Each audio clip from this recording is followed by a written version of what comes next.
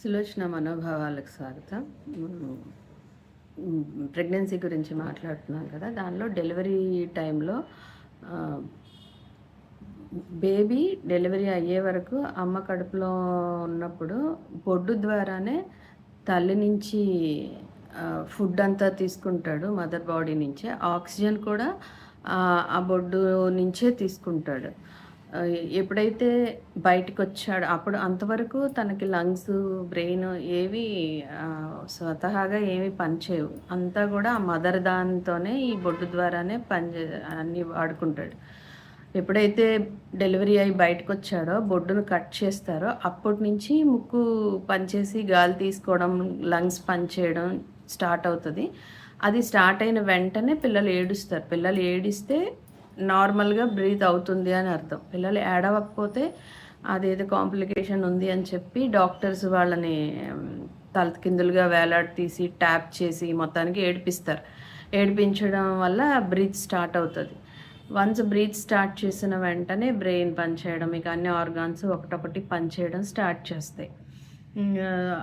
అంతవరకు కూడా మదర్ కడుపులో ఉన్నప్పుడు తన మదర్ స్పర్శని, వేడిని ఇవన్నీ అనుభవిస్తాడు. ఆ స్పర్శనే తను గుర్తుపెట్టుకుంటాడు. ఆర్గాన్స్ ఏమి వెంటనే పనిచేయవు. వెంటనే చెవులు, కళ్ళు ఇవన్నీ పనిచేయవు బేబీకి పుట్టిన వెంటనే. ఓన్లీ మదర్ స్పర్శ ఒకటే, టచ్ ఒకటే తెలుస్తుంది. అందుకే తల్లి దగ్గరలో పడుకోబెడితే వాళ్ళు కుదురుగా ఉంటారు. కొంచెం ఎవరైనా ఎత్తుకుంటే వాళ్ళకి కొంచెం అన్ఈజీగా ఉండి ఏడుస్తూ ఉంటారనమాట. తర్వాత నెమ్మదిగా డెవలప్ అవుతాయి. ముందు పిల్లలు నవ్వుకుంటూ ఏడుస్తూ ఉంటారు నిద్రలో, కానీ అవేం మనల్ని చూసి కాదు.